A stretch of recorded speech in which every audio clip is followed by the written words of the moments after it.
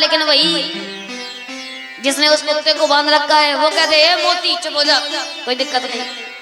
तो बताओ जो कुत्ता अभी थोड़ी देर पहले भौंक रहा था वो पूंछ हिला करके चुपचाप बैठ जाएगा कि नहीं? क्यों? क्योंकि उसके मालिक ने आज्ञा। इसी प्रकार से यदि आप लोग माया से, हम आप माया से बचना चाहते हैं तो माया किसके बंधन में बंधी है? क्या माया को तो भगवान ने बांध रखा, भगवान की दासी है माया। और जब भगवान की दासी है तो हम आप जाएंगे तो ये माया तुरंत काट खाने को दौड़ती है, तुरंत पकड़ती है।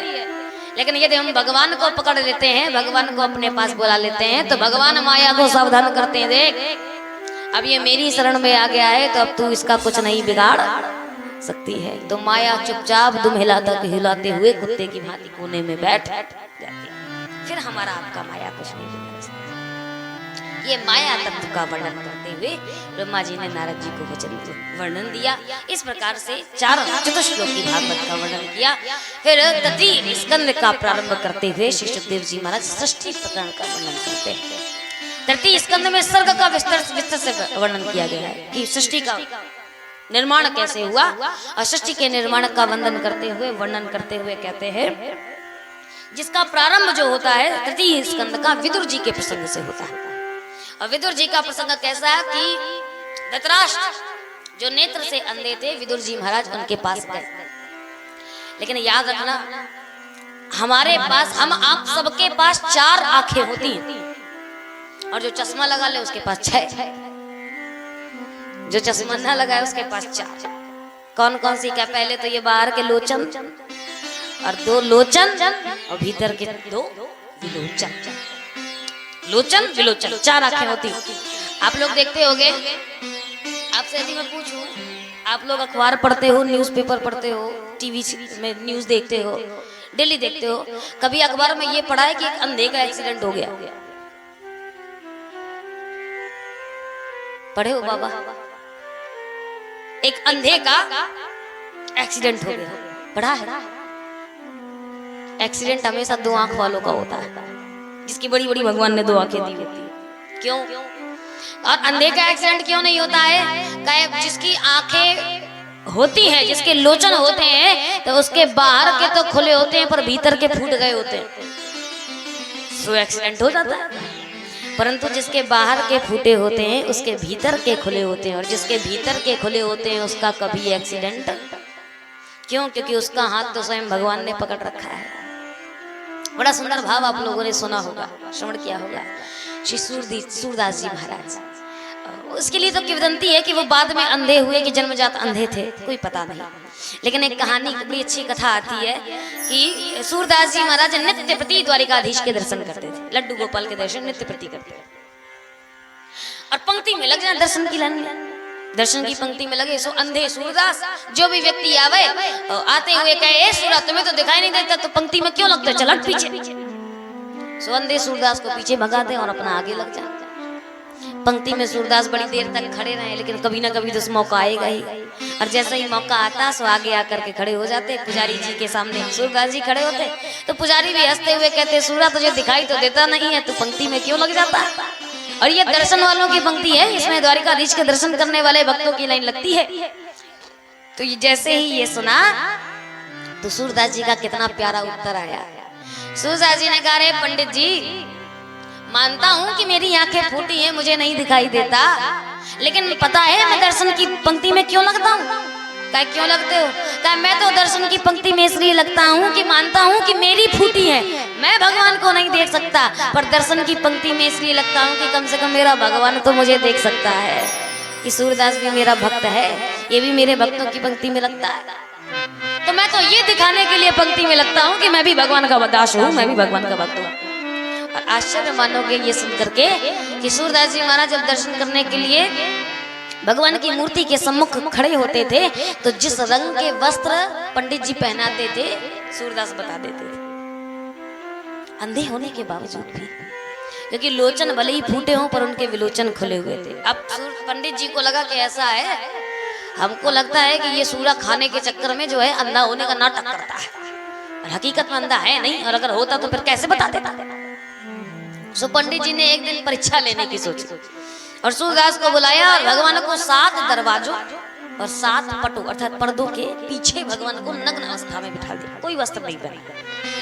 और जैसे ही भगवान को बिठाला, सूरदास को बुलाया, हाथ पकड़ करके पंडित जी ने पूछा, कहो महाराज।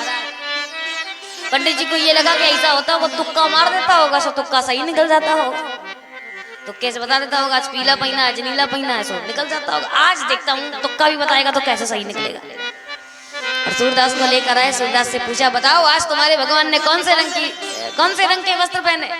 और जैसे ही पूछा तो सूरदास ने पंडित जी से कहा, रे पंडित जल्दी जा और जा करके उस भगवान को जा करके कुछ पहना, नहीं तो मेरी ही नजर लग जाएगी।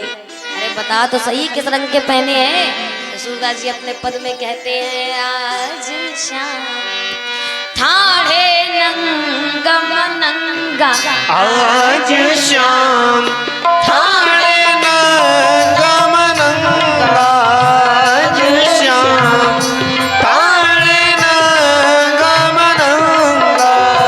ना वो पीली ना वो नीली, ना वो पीली ना वो नीली, आज लगे मोहे चंगा, आज शाम ठाड़े नंगम नंगा। आज शाम ठाड़े नंगम नंगा, आज शाम ठाड़े ठाड़े ठाड़े नंगम नंगा। अरे जा जल्दी जा करके वस्त्र पहना, नहीं तो मेरी ही नजर लग जाएगी। बता तो क्या पहने हैं। सूरदास कहते हैं, कुछ पहना के भी आया है जो बताऊंगी क्या पहने। जल्दी जा भगवान को जा करके मानो। भाव क्या है कि भक्तों के लोचन भले ही अंधे हो, परंतु भक्तों के विलोचन सदैव खुले। परंतु धृतराष्ट्र ऐसे जिनकी बाहर की तो फूटी है लेकिन भीतर की भी फूट चुकी, जिनको सत्य और असत्य, धर्म और अधर्म का भेद दिखाई देता है। यद्यपि धृतराष्ट्र के बारे में ये कहा जाता है कि धृतराष्ट्र मतलब पैरों की आहट सुन करके बता देते थे कि कौन व्यक्ति आ रहा है, आहट सुनकर। और विदुर जी महाराज गए तो धृतराष्ट्र ने आंखें तो थी नहीं, पद की चापों को सुना और सुन करके धृतराष्ट्र कहते हैं, आओ विदुर आओ। विदुर आकर के सामने खड़े हुए प्रणाम किया। प्रणाम करने के बाद कहते हैं, महाराज आपका भ्राता होने के कारण एक सलाह देना चाहता हूं आपको। और मुझे लगता है कि आप नेत्रों से तो अंधे हैं ही, पर आपकी सोचने समझने की शक्ति भी क्षीण हो चुकी है, और शायद इसीलिए आपको अपने पुत्रों का अधर्म नहीं दिखाई दे रहा। और यदि चाहते हैं कि आपका कौरव वंश चलता रहे, आगे बढ़ता रहे, तो कृपया कर इस युद्ध को यहीं समाप्त करवा दें। अपने भाई अपने पुत्र दुर्योधन को समझा ले। यदि दुर्योधन समझ गए, समझदार हो गए, तो फिर ये युद्ध नहीं होगा, आपका परिवार, आपका वंश बच जाएगा। दुर्योधन गलत कर रहे हैं ये कहा तो इस बात का भी कोई असर नहीं पड़ा, क्योंकि ममता ने ऐसी पट्टी बांध रखी है दोनों के आंखों पर कि कुछ समझ नहीं आता कि उचित क्या है और अनुचित क्या है। ऐसे परेशान, कुछ नहीं बोले, मौन है। और जब विदुर जी ने देखा कि जब ये मौन है तो उनको अपने प्रश्न का उत्तर मिल गया। और संयोग की बात ये, दैव योग से दुर्योधन ने ये सारी बातें सुन ली। जब दुर्योधन ने सुनी तो दुर्योधन ने इतनी खरी गोटी सुनाई, इतनी वो, क्योंकि उसके तो मुंह में कंट्रोल है नहीं, उसका तो जो मन पड़ता है सो बक जाता है, ना बड़ा देखे ना छोटा। दुर्योधन ने इतना बका इतना बका इतना बका, अरे दासी पुत्र हो करके हमको सिखाता है, हमारी रोटी पर पलने पाला और हमको ही ज्ञान देता है, हमको ही बताता है सत्य क्या है, सत्य क्या है, धर्म क्या है, धर्म क्या है। और यदि इतना ही धर्म ज्ञान बन चुका है तो फिर ऐसा कर, हम अधर्मियों की रोटी मत खा, जा जा करके अपना अलग बसेरा बना ले। और विदुर ने जब ये सुना तो विदुर समझ गए कि अब धृतराष्ट्र अंधे तो है ही लेकिन बहरे भी बन। दुर्योधन की इतनी बातें सुनने के बावजूद भी धृतराष्ट्र कुछ नहीं बोले, मौन रहे। तब विदुर ने सोचा कि अब इस आसन को, इस जगह को छोड़ना ही उचित है, और विदुर छोड़ करके चल दिए। और जैसे ही गए तो जाकर के सीधे रास्ते पर से चले जा रहे थे। जाते जाते रास्ते पर उद्धव जी महाराज मिले, और जैसे ही उद्धव जी को देखा, प्रणाम किया। बड़ा समय हो गया, उतने समय में तब तक महाभारत का युद्ध हो गया, कौरव मर गए, पांडव विजय हुए, और पांडव भी हिमालय की ओर प्रस्थान करने लगे। उसी समय पर जैसे ही उद्धव जी महाराज मिले तो मिलने के बाद विदुर जी महाराज को सारा वृत्तांत बताया। विदुर जी महाराज ने कहा, राम राम राम, इतना सब कुछ हो गया और मुझे पता तक नहीं चला, सब कुछ नष्ट हो गया, धर्म की विजय हुई, आखिरकार मैंने यही कहा था। पर उद्धव जी महाराज ने कहा, हाँ आपने बिल्कुल सत्य कहा था महाराज, लेकिन मैं कृष्ण का एक संदेश आपके लिए लेके आया हूँ। मेरे साथ में मैत्री जी महाराज थे और वो हरिद्वार के आश्रम पर विराजमान है। भगवान श्री कृष्ण ने जाते जाते मुझसे एक बात कही थी और वो बात मुझसे इन्होंने ये कही थी कि मैं एक बार उद्धव से कहा, उद्धव पता है मेरे भक्त कैसे कैसे हैं? कहे कैसे हैं? कहे मैं जिस समय पर पांडवों के साथ में रहता था तो उस समय पर दुर्योधन ने मेरा ये निमंत्रण किया, पैसा तो खूब था उसके पास, धनवान तो बहुत है, और इतना धनवान होकर के जब मेरा निमंत्रण किया सो अहंकार में भर करके कि मैं वैभव दिखाना चाहता हूँ भगवान को, निमंत्रण किया, भगवान ने स्वीकार कर लिया। लेकिन उसके बाद ही विदुर जी महाराज आए और विदुर जी महाराज ने कहा मुझसे कि महाराज आज मेरे यहाँ पर भोजन प्रसाद ग्रहण करें। दासी पुत्र हैं विदुर, तो भगवान ने दुर्योधन का जो निमंत्रण था उसको अस्वीकार करके भगवान विदुर के यहाँ पहुंच गए। समय काफी हो चुका था, विदुरानी स्नान कर रही थी। अब चूंकि उनके पास केवल एक ही साड़ी थी, एक ही धोती थी, तो वो उसी धोती को गीला करके फैला देती थी, जब तक स्नान करती थी तब तक वो सूख जाती थी, फिर उसके बाद उसी को लपेट। तो विदुरानी उस समय पर स्नान कर रही थी और जैसे ही बाहर से कुंडी खटखटाई, विदुरानी ने पूछा कौन? तो भगवान ने कहा कि मैया मैं हूँ कृष्ण। और जैसे ही ये सुना तो भगवत वात्सल्य में इतनी ज्यादा मोहित हो चुकी कि ये भी भान भूल गया कि मैं स्नान कर रही हूँ, और भान भूल करके सीधा निकली और जा करके भगवान के लिए दरवाजा खोल दिया। भगवान ने अवस्था को देखा तो अपना पीतांबर विदुरानी को उठा दिया और विदुरानी को उठाकर बैठाला। भगवान इतने विदुरानी मोहित, इतनी छवि को देख करके इतनी मोहित हो गई कि भगवान के पास में बैठी। विदुर जी ने कहा कुछ खिलाएगी भी, कुछ खिलाएगी कि नहीं? तो भागती भागती गई तो कुछ नहीं, बस 2 केले पड़े हुए थे और केले लेकर के आई तो इतनी मोहित हो गई कि भगवान को देख रही है और छील करके जो केला था उसको उठाकर नीचे फेंक रही है और छिलका भगवान को पकड़ा। और भगवान भी इतने भगवत वात्सल्य में भर गए कि उठाया, वो छिल गई, खाने में लगे बड़े आनंद से। मैया ने पूछा कैसा लग रहा है? रानी ने पूछा कैसा लगा? कन्हैया कह रहा बड़े आनंददायक है, इतने मीठा केला तो मैंने आज तक नहीं खाया। भगवान भी बड़े भाव से उसको केले को खाया और खाने के बाद जब गए तो विदुर जी ने देखा कि केले का गूदा तो नीचे पड़ा है और छिलका गायब।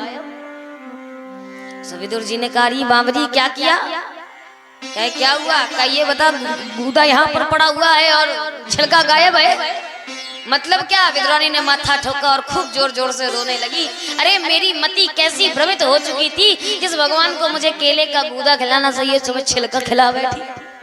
जिंदगी में एक बार तो मेरे घर पर भगवान आया और मैंने छिलका खिला दिया भगवान को, रोने लगी। लेकिन भगवान ने कहा उद्धव जी महाराज से, पर एक बात कहूँ उद्धव, क्या कहे मुझको जितना आनंद सबरी के जूठे बेर खाकर आया था उतना ही आनंद मुझे विदुरानी के छिलकों में आया था, उतना ही आनंद। क्योंकि भगवान कभी ये देखता ही नहीं कि आप भोग किस चीज का लगाते हो, भगवान तो भाव देखता है। और शास्त्र कहते हैं भावो विद्यते देवः, भगवान तो भावों में विद्यमान है।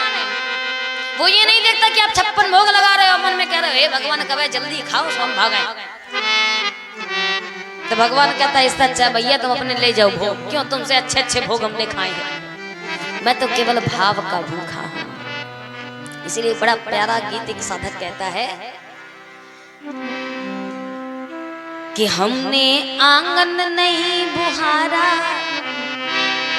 तुमने आंगन नहीं बुहारा, कैसे आएंगे भगवान, कैसे आएंगे भगवान। हमने आंगन नहीं बुहारा, हमने आंगन नहीं बुहारा, कैसे आएंगे भगवान, कैसे आएंगे भगवान। अरे मन का मैल नहीं धोया तो, मन का मैल नहीं धोया तो, मन का मैल नहीं धोया तो, कैसे आएंगे भगवान,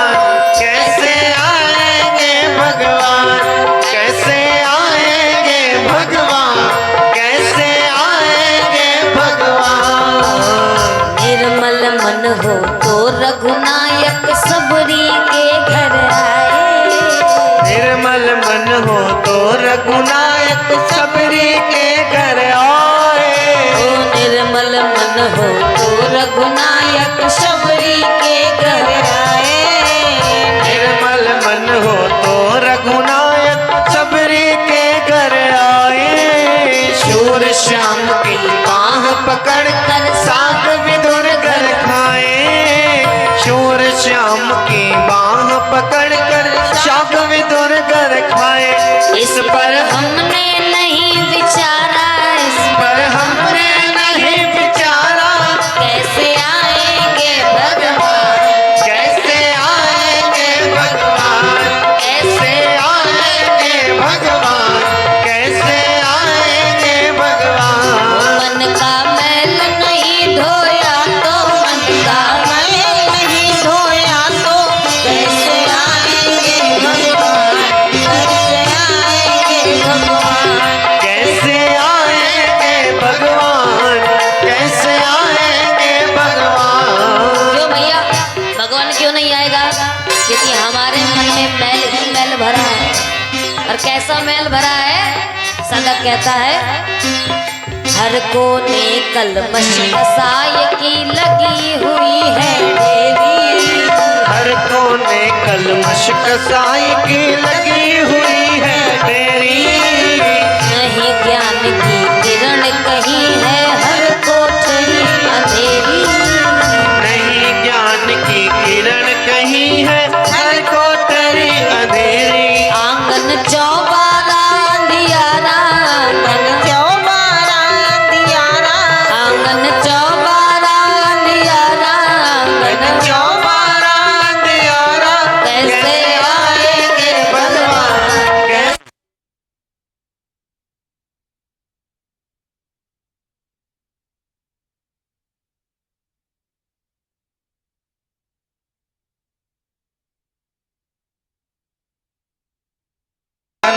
कैसे आएंगे भगवान।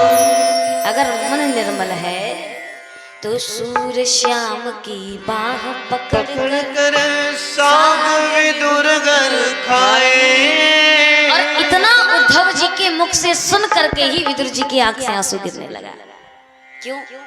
भगवान ने जाते जाते मुझे याद तो किया।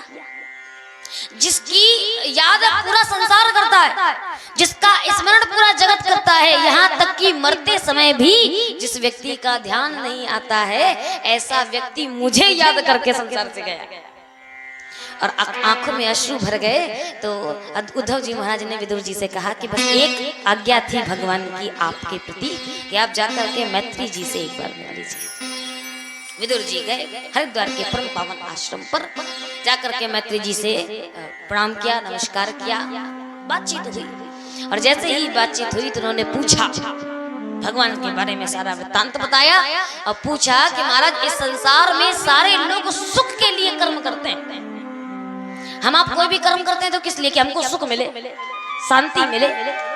लेकिन कर्म सुख के लिए करने के बावजूद भी हमें दुख ही क्यों मिलता है? हम लोग सुख के लिए, सुखाय कर्माणि कृतम, हम सब लोग कर्म करते हैं किस लिए? कि हमें सुख मिले, लेकिन हमको दुख मिल जाता है। और इसके पीछे का कारण क्या है? तो कहते हैं मैत्री जी महाराज ने कहा कि महाराज इसके पीछे का कारण एकमात्र यही है कि हमने इस संसार को सुखालय मान रखा है। और जबकि ये संसार है क्या? का ये संसार असारो खल संसारो दुख रूपी विमोहिता। ये संसार तो दुखालय है, दुखालय। अब आप बताइए कि अगर आप औषधालय जाओगे तो आपको क्या मिलेगा? औषधि मिलेगी। आप मदिरालय जाओगे तो आपको क्या मिलेगा? मदिरा मिलेगी। आप पुस्तकालय जाओगे तो क्या मिलेगा? पुस्तक मिलेगी। आप विद्यालय जाओगे तो क्या मिलेगा? विद्या मिलेगी। इस प्रकार से ये संसार दुखालय है। तो बताओ दुखालय में क्या मिलेगा? दुख की सुख, दुख मिलेगा ना। लेकिन हम कर्म करते हैं सुख के लिए, परंतु निरंतर हमको दुख की प्राप्ति होती रहती है। और यदि इस दुख से पार पाना है तो फिर उसके लिए अपने मन को भगवान में लगाना पड़ेगा। और जिस समय पर भगवान से मन लग जाएगा, जिसका प्रेम भगवान से हो जाएगा, तो उसको नित्य निरंतर आनंद की प्राप्ति हो। वो कहते नहीं है प्रभु प्यारे से जिसका संबंध है उसे हर घड़ी आनंद ही आनंद है। प्रभु प्यारे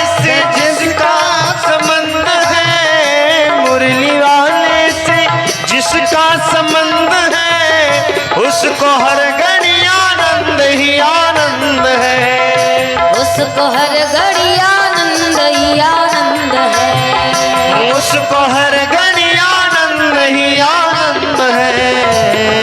उसको आनंद की प्राप्ति होगी जिसका भगवान से संबंध मिल जाएगा, वो सुख प्राप्त कर पाएगा।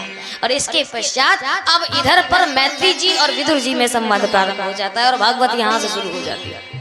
और वर्णन करते हुए तृतीय स्कंद में भगवान श्री सृष्टि के प्रकरण का विस्तार रूप से वर्णन करते हैं।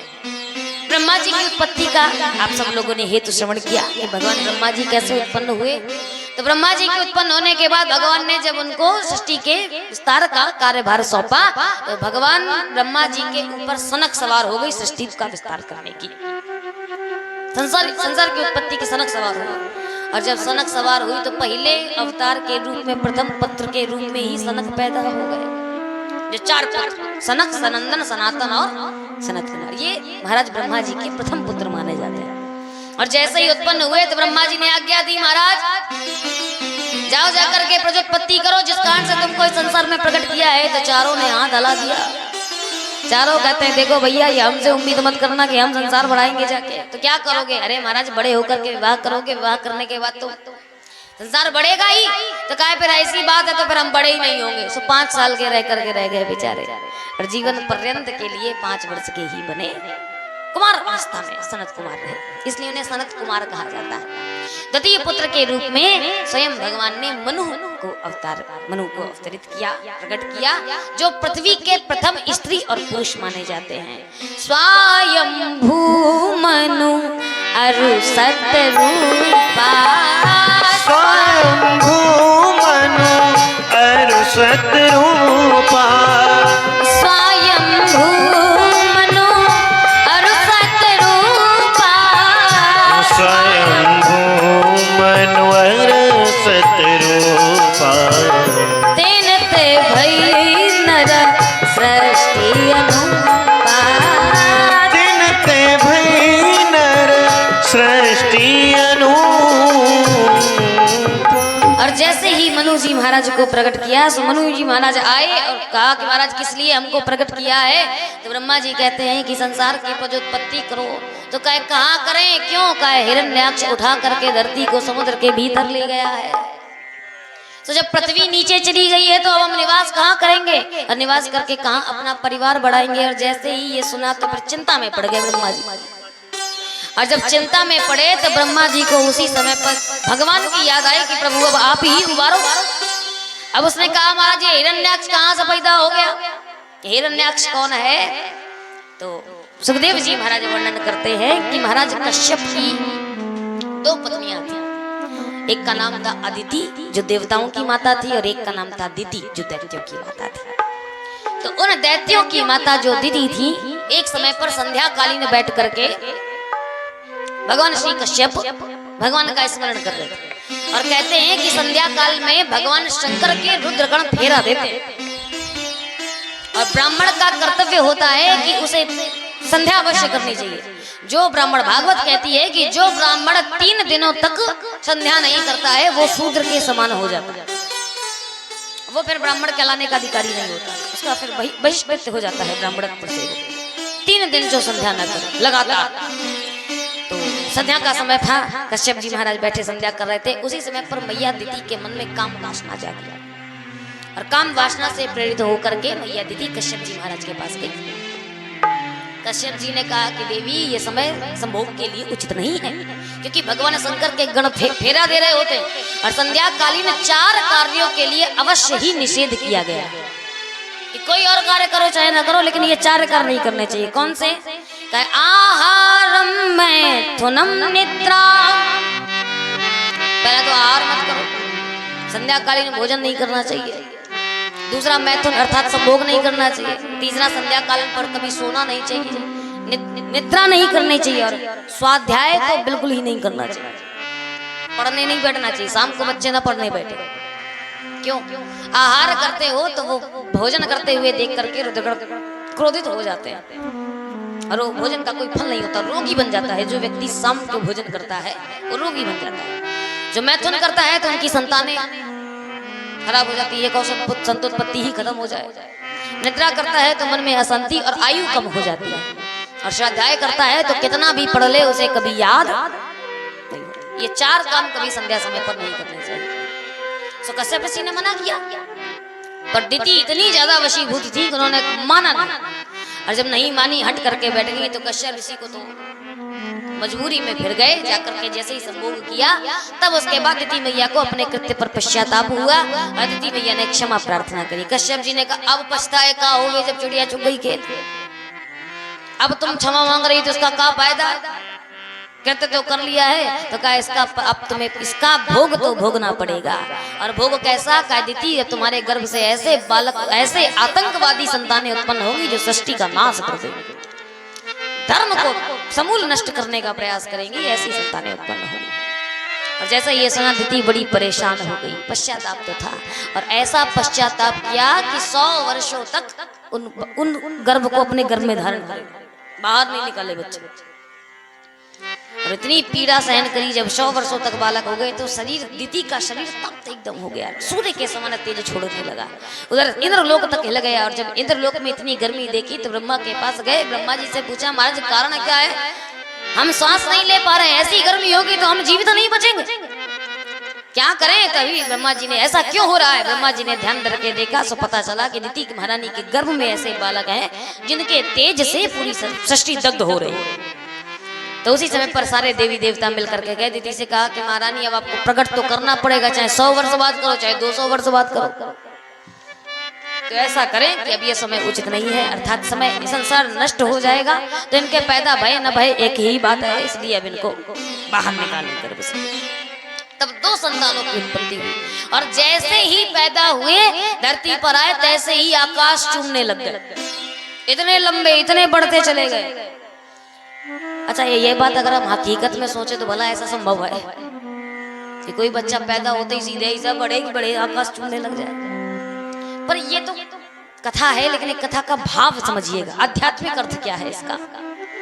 आध्यात्मिक अर्थ यह है कि दिति मैया के गर्भ से 2 बालक उत्पन्न हुए, हिरण्याक्ष और हिरण्यकश्यप।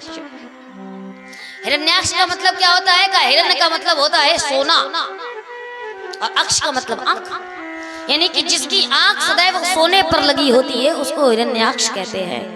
इसका मतलब होता है लोभ, और जब व्यक्ति के अंदर लोभ आता है तो फिर वो सीधे आकाश का ही चुंबन करता। आप बताओ हाँ कि ना। अगर व्यक्ति के पास साइकिल होगी और उसे लोभ आ गया तो वो यही कहता है मोटरसाइकिल होती तो ज्यादा अच्छा होता, और मोटरसाइकिल आ जाए तब पूछो कहे भैया मोटरसाइकिल में संतुष्ट का है, मोटरसाइकिल में क्या धूप पानी बरसात सब तो सहन करना पड़ता, 4 पहिया होती तो, और 4 पहिया आ जाए तब पूछो कि महाराज आप तो सुखी हो, कहे एसी वाली होती तो ज्यादा अच्छा होता। ये लोभ धीरे धीरे करके बढ़ता चला था। ये हिरण्याक्ष ऐसे प्रकट हुए हिरण्याक्ष, और जैसे ही प्रकट हुए तो जान गया कि सर्वशक्तिमान है। अब उस समय पर उनके साथ लड़ने वाला कोई था ही नहीं, तो जाकर के सीधे स्वर्गलोक में हमला बोल दिए। पूरा स्वर्गलोक खाली हो गया, और स्वर्गलोक खाली हुआ तो कहे क्या करें, फिर उठाई पृथ्वी धरती के नीचे। रास्ते रास्ते जा रहे थे तो नारद जी मिल गए। अब कोई और नहीं मिल रहा था, इनकी तो शरीर खजुआ रहा था, कुछ कोई नहीं मिला, मुक्काबाजी कराए। नारद जी मिल गए, नारद जी से कहा महाराज तैयार हो जाओ। नारद जी ने कहा हम भगवान का भजन करते हैं, हम ये लड़ाई झगड़ा हमारा काम नहीं है, ये हमसे नहीं होती पहलवानी। तो क्या फिर पहलवानी नहीं होती तो कुछ तो करो, नहीं तो हम तुम्हें को मस्केंगे। नारद जी ने कहा हम झगड़ा खुद तो नहीं करते, लेकिन आप करवा जरूर सकते हैं। झगड़ा खुद तो नहीं करेंगे कि हम खुद लड़े, लेकिन करवा सकते हैं, तो बताओ करवाना हो तो बताओ। तो हिरण्याक्ष ने कहा हाँ चलो वही सही। तो नारद जी ने कहा ऐसा करो पृथ्वी को उठा करके धरती उसके नीचे ले जाओ, तो तुम क्या किसी को ढूंढते घूमते हो, तुम्हारे घर में स्वयं वो चल करके आएगा जिससे तुम्हारा युद्ध होगा। हिरण्याक्ष गए, पृथ्वी उठाई, समुद्र के नीचे डुबो दी, और जैसे ही डुबोई अब इंतजार करने लगे, प्रतीक्षा करने लगे कि कब आए मेरे साथ युद्ध करने वाला योद्धा। और वही समय आ गया, हिरण्याक्ष ने पृथ्वी को नीचे डाला। मनु महाराज ने पूछा प्रजापति करे तो करे कहाँ करे, पृथ्वी तो समुद्र के अंदर है। अब जैसे ही ये सोचा तो उसी समय पर भगवान का ध्यान किया, सो नारद जी को छींक आ गई। और जैसे ही नारद जी को छींक आई तो भगवान श्री नारद जी के नासिका के ब्रह्मा जी के नासिका के छिद्र से भगवान श्री वराह रूप में प्रकट हो गए। बोलिए वराह भगवान की जय। और उसी समय पर वराह का रूप धारण करके भगवान सम्मुख आए। ब्रह्मा जी से पूछा क्या समस्या है। ब्रह्मा जी ने सारा वृत्तांत बताया। समुद्र के नीचे गए, हिरण्याक्ष के साथ में भयंकर युद्ध हुआ और एक झापड़ मारा तो सीधे मुंडी साफ। एक बार में ही गोविंदाय नमो नमः हो गया और पृथ्वी को उठा करके यथा स्थान था इस यथा स्थान स्थापित कर दिया। और जैसे ही स्थापित किया तैसे ही मनु महाराज सभी लोगों ने मिलकर के भगवान का वंदन स्तवन किया। स्तवन करने के पश्चात भगवान श्री वराह रूप से लुप्त हो गए और इधर मनु महाराज ने प्रजोत्पत्ति का कार्य प्रारंभ कर दिया। बोलिए भक्त वत्सल भगवान की जय। इसके पश्चात मनु महाराज के वंश का वर्णन आता है। मनु महाराज की 3 पुत्रियां थी और 2 पुत्र थे। पत्नी का नाम शत्रुपा और पुत्रियों का नाम आकृति, देवहूति और प्रसूति। पुत्र का नाम प्रियवत और उत्तानपाद, जिनमें से सबसे पहले पुत्रियों के विवाह की चर्चा करते हैं और उनमें से सबसे पहले देवहूति मैया का विवाह की चर्चा करते हैं। देवहूति मैया के विवाह की चर्चा करते हुए श्री सुखदेव जी महाराज परीक्षित से कहते हैं कि एक बार कर्दम ऋषि ने महान तपस्या करी और कर्दम ऋषि ने महान तपस्या करी, इसलिए तपस्या करी तो भगवान बड़े प्रसन्न हो गए। अब भगवान बड़े प्रसन्न थे। देखो याद रखना, जब जब हम आप भगवान को याद करते हैं, ध्यान करते हैं ना, तब तब भगवान बड़ा खुश होता है। उसके हृदय में एक उत्साह सा उत्पन्न होता है, एक आनंद आता है कि कम से कम कोई भक्त तो है जो मेरा भजन कर रहा है। लेकिन उसी समय पर उसके अरमानों में पानी फिर जाता है जब हम भगवान से कुछ मांग लेते हैं। देखो भगवान से मांगने में और भगवान को मांगने में जमीन आसमान का अंतर है। भगवान प्रसन्न कब होता है? जब भक्त तपस्या करे, भक्त भजन करे, भक्त भगवान का ध्यान करे और ध्यान करने के पश्चात भगवान से भगवान को ही मांग ले, तब भगवान प्रसन्न होता है। लेकिन अगर भगवान से मांगे हमारी गाड़ी आ जाए, हमारा बंगला बन जाए, नौकरी बन जाए, बीवी आ जाए, बेटे का ब्याह हो जाए, सारे संकट दूर हो जाए, रोग दूर हो जाए, तो भगवान का दत्त तेरी की तुम संसार में फंसे रह गए। जिस प्रकार से करोड़ों की संपत्ति वाले व्यक्ति से कोई 10 रुपया मांग करके खुश हो जाता है, उसी प्रकार से हम आप भगवान से संसारिक वस्तु मांग करके प्रसन्न होते। इस संसार में पता है कितना सुख है। और इस संसार की तो छोड़ो, तीनों लोग, स्वर्ग हो, पाताल लोक हो या पृथ्वी लोक हो, इन तीनों लोगों के सुख को यदि मिला लिया जाए, स्वर्ग लोक का भी सुख मिला लिया जाए और सारे सुख को यदि मिलाया जाए तो वो सुख कितना बनता है? शास्त्र कहते हैं कि वो इतना सुख बनता है कि जैसे कि एक सीख लीजिए, सीख, और सीख को समुद्र में डुबाइए और डुबाने में जितने छोटे छोटे कण पानी के लग जाए, जल के लग जाए, और उस जल को लेकर के छिड़क दीजिए तो जितना पानी धरती पर गिरे, समझ लीजिए तीनों लोकों में उतना ही सुख विद्यमान है। अब आप सोचो कि तीनों लोकों का वो जो छिड़का हुआ जल है वो तीनों लोकों का सुख है, और भगवान तो मेरा सो सुख धाम राम असनामा, सो सुख धाम राम असनामा, सो सुख धाम राम असनामा, सो सुख धाम राम असनामा, अखिल लोकदायक निशान, अखिल लोकदायक विश्राम, वो मेरा परमात्मा सुख का धाम है, कृपा सिंधु है, सुख सिंधु है, आनंद का सिंधु है। और ऐसे सिंधु में से सीकर दे त्रैलोक। बाबा कहते हैं भगवान कौन है? कहे वो भगवान सिंधु सुख राशि है और सीकर दे त्रैलोक। एक सीख के मुकाबले से जितना छिड़क दिया जाए उतने जल से हम आप सुखी रह रहे हैं, और इस सुख के लिए हम आप मर रहे हैं। भगवान का ध्यान करते हैं, भगवान को पा लेते हैं, और उनसे कामना किसकी करते हैं? मुरारी बापूजी एक बड़ा अच्छा वाक्य कहा करते थे कि अगर लक्ष्मी चाहिए,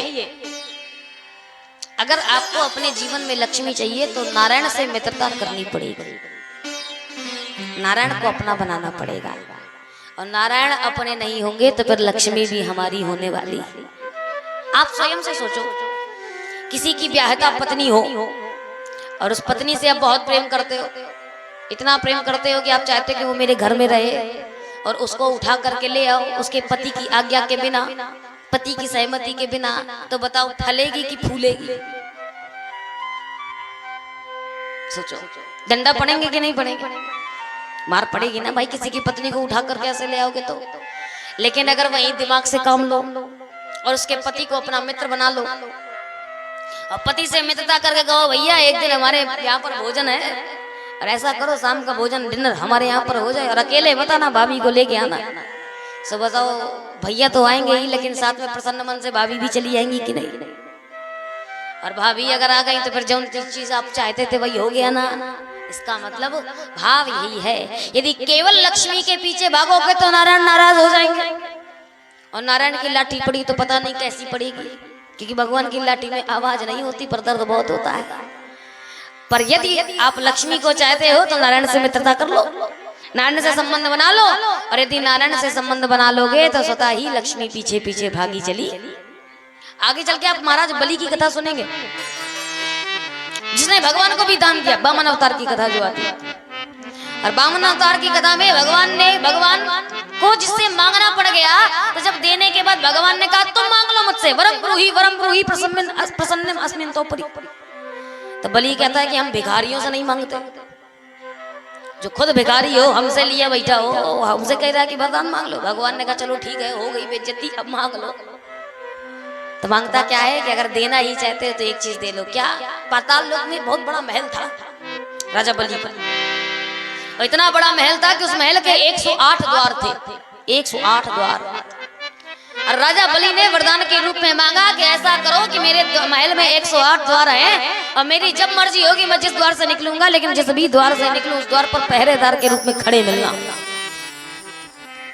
अब भगवान चूंकि वचनबद्ध है सो मानना तो पड़ेगा। भगवान ने कहा तथास्तु, और जैसे ही बंधे सो 1 महीना 2 महीना 1 वर्ष 2 वर्ष भगवान पहरेदार खड़े। अब पता नहीं कब राजा बलि का मूड सनक जाए, पता नहीं कौन से दरवाजे से निकल पड़े। सब भगवान भागे इस दरवाजे में आवे कि फिर उस द्वार में पहुंच जाए, फिर उस द्वार में पहुंच जाए, बड़े परेशान। उधर मैया बैकुंठ में लक्ष्मी मैया इंतजार कर रही थी कि अवतार की लीला करने गए थे, और वामन अवतार ऐसा क्या बनाया कि वापस आने का नाम ही नहीं ले रहा। मैया परेशान हो गई। सो नारद जी पहुंच गए बीड़ा बजाते हुए, और नारद जी जैसे ही पहुंचे सो नारद जी ने कहा देवी क्या बात है, चिंतित क्यों हो? लक्ष्मी ने कहा बताएं नारद, थोड़ी पता करके आओ, ढूंढ ढाड़ के आओ कि तुम्हारे स्वामी गए कहाँ, नारायण कर क्या रहे हैं, आखिर 1-2 वर्ष हो गया और अभी तक याद नहीं आ रही घर की उनको। सो नारद जी ने कहा कि तुम यहाँ पर उनका इंतजार करने बैठी हो? हाँ, कहा वो तो दूसरे के नौकर बने बैठे हैं, राजा बलि के यहाँ पहरेदार है, सो पहरेदारी कर रहे हैं।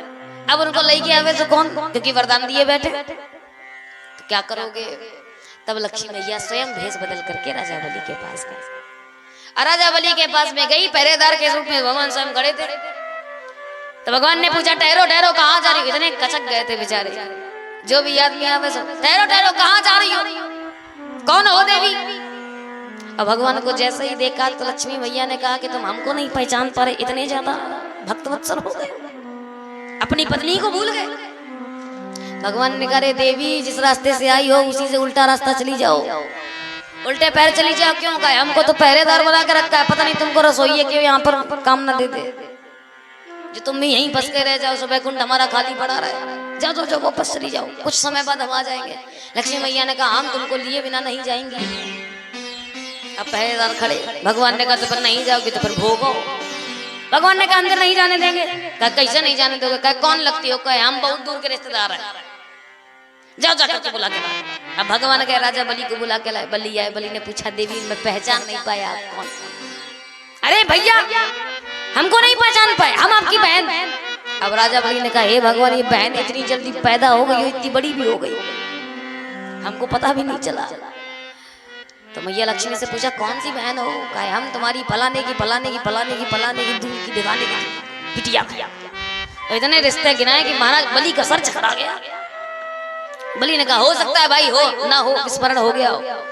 बलि महाराज ने कहा ठीक है देवी किस लिए आए हो? कहा भैया हमने सुना है कि तुम त्रैलोक के राजा बन चुके हो, इतना दान करते हो कि पृथ्वी में जितने कण नहीं है उतनी बार तुम दान कर चुके हो, और इसलिए जब यज्ञोपवीत माने था तो ये न बद्धो बलि राजा दानवेंद्रो महाबला, नाम तक जाप किया जाता है आपका।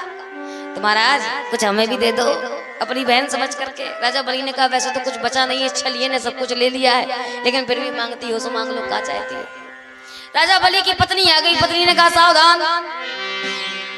भगवान के मांगने के बाद से पत्नी बड़ी सावधान हो गई थी। क्यों? कहा महाराज पहले से भिखारी बना के रख दिया, महल ही बचा, कहो ये देवी जी वो भी ले जाए तो हम तो भिखारी बन जाए, सड़क में भीख मांगते घूमे। कहिए बताओ पहले संबंध क्या है आपका? अब उनने संबंध बनाया तो फिर माताएं बहनों तो बात वाकपटता में बड़ी आगे होती है। लक्ष्मी मैया ने कहा इनसे अगर बातचीत करी तो हम फंस जाएंगे। अरे बलि महाराज से कहते हैं भैया देख लो आप भाभी कैसे बातें कर रही हैं हमसे, हम कुछ चाहती हैं तो क्या दोगे नहीं? अच्छा नहीं देना तो बात सीधे बताया करो, ऐसे घुमा फिरा करने की क्या आवश्यकता, हम जा रही हैं। बलि महाराज ने कहा नहीं बहन जाओ नहीं बैठो, बताओ क्या चाहिए। और जैसे ही पूछा सब भैया ने हाथ पकड़ा और हाथ में एक कलश सूत्र बांधा और उस धागे को बंद करके मैया लक्ष्मी ने मांगा कि हम तुम्हारा महल नहीं चाहते, निश्चिंत हो जाओ। और जैसे ये कहा सो बलि महाराज की पत्नी ने कहा अब ठीक है, अब दे दो। तो मैया लक्ष्मी ने कहा बाकी सब तो ठीक है, लेकिन हमारा दिल आ गया है आपके इस पहरेदार पर, तो कुछ दो चाहे ना दे, लेकिन अपना ये पहरेदार हमको दे दो। हम ये चाहती हैं कि हमको ये पहरेदार मिल जाए। और जैसे ये सुना तब फिर बलि को लगा कि दाल में कुछ काला है। तो बलि ने कहा कि कृपया कर सावधान होकर के सही बताएं कि आप कौन है। तो मैया लक्ष्मी ने अपना रूप धारण किया और धारण करने के पश्चात जब दिखाया तब पता चला तो नारायण को लेने के लिए हम आए हैं। राजा बलि ने प्रणाम किया, साक्षात लक्ष्मी नारायण के दर्शन पा करके धन्य हो गए राजा बलि। राजा बलि को वरदान दे करके मैया लक्ष्मी ने कहा बाकी कुछ हो चाहे ना हो, लेकिन लक्ष्मी सदैव तुम्हारे पास बनी रहेगी। इसलिए जितने दुष्ट प्रवृत्ति के होते हैं उनके पास दाम खूब भरा रहता है। लक्ष्मी मैया लेकर के गई। इसीलिए अगर नारायण को अपने पास बुला लोगे तो लक्ष्मी स्वतः चली आएगी, पर यदि सिर्फ लक्ष्मी के पीछे भागोगे तो कोई गारंटी नहीं है कि लक्ष्मी रुकेगी भी की। तो कर्दम ऋषि ने तपस्या करना प्रारंभ किया। अब भगवान तो इसलिए प्रसन्न थे कि ये हमको मांगेंगे। भगवान पहुंच गए और जैसे ही पहुंचे तो भगवान ने कहा वरदान मांगो, क्या चाहिए। कर्दम ऋषि बड़े उदास, अच्छा कहने में भी शर्मा है क्योंकि सन्यासी आदमी संत आदमी, मांगे तो कैसे मांगे। कर्दम ऋषि ने कहा महाराज आपके पास भी है, वो बैरागी शंकर के पास भी है, और यहाँ तक कि बुढ़े बाबा दाढ़ी सफेद दाढ़ी वाले ब्रह्मा जी के पास भी है, लेकिन हमारे पास नहीं है और हमको वही चाहिए। भगवान ने करे साफ शब्दों में बताओ क्या चाहिए। भगवान को लगा हमें मांगना चाहता है, तो भगवान बड़े प्रसन्न थे। सबके पास तो हम ही हैं, हाँ सबके हृदय में विराजमान है, तो हमें मांगेगा। कर्दम ऋषि से बड़े प्रसन्न, बताओ साफ बताओ क्या चाहिए। जब बहुत बार पूछा नहीं समझ में आया भगवान को, तो कर्दम ऋषि ने कहा महाराज मैं विवाह करना चाहता हूँ और मुझे एक पत्नी चाहिए। और जैसे ये कहा तो भगवान की आंख से अश्रु गिर पड़ा, एक बूंद गिर गया। कई कथा में वर्णन आता है कि जो अमृत से छीना छपटी करते हुए एक बूंद गिरी थी सो बिंदु सागर बन गई थी। लेकिन भागवत में कहा जाता है भगवान की आंख से जो अश्रु गिरा तो धरती पर जिस स्थान पर गिरा वहां पर बिंदु सागर नाम से स्थान था। तो भगवान ने कहा तुम्हें भी पत्नी चाहिए, कहे हाँ चाहिए। तो भगवान की आंख से अश्रु गिरा, लेकिन भगवान को वरदान तो देना ही था। तो कहा ठीक आज से 2 दिन बाद आपके यहाँ पर महाराज मनु अपनी कन्या को लेकर के आएंगे, सो आप उनका प्राणी ग्रहण कर लीजिए। भगवान चले गए, कर्दम ऋषि अब इंतजार करने लगे। समय बीता, मनु महाराज आए रथ पर आरूढ़ होकर के, और जैसे ही कर्दम ऋषि के पास आए तो कर्दम ऋषि ने मैया देवहूति की परीक्षा ली। देखिए बताओ बहनों किस प्रकार से पता चलता है कि नारी सती है या नहीं, पतिव्रता है या नहीं। हमारे आपके कर्म बता देते हैं कि हम किस रास्ते पर चलने वाले हैं। पहले के लोग बातचीत नहीं किया करते थे, पहले के लोग कन्या या वर को देखा नहीं करते थे, बस कन्या की चाल डाल देख करके समझ जाते थे कि बिटिया कैसी। तो परीक्षा ली कर्दम ऋषि ने और 3 आसन लगाए, एक मनु महाराज के लिए, एक मैया देवहूति के लिए और एक स्वयं के लिए। 3 आसन लगा करके मनु महाराज से कहा तो मनु महाराज बैठ गए, कर्दम ऋषि स्वयं बैठ गए। और तीसरा आसन देवहूति मैया के लिए लगाया था, तो मैया से कहा देवहूति मैया विराजमान हो, देवी विराजमान हो। और जैसे ही कहा तो देवहूति मैया को पता था कि मेरे पिता यहाँ पर इनसे मेरा पानी ग्रहण करने के लिए लाए हैं, तो अर्थात भविष्य में ये होने वाले मेरे पति हैं। और शास्त्र कहते हैं कि पति के बिछाए हुए आसन पर कभी पत्नी को बैठना,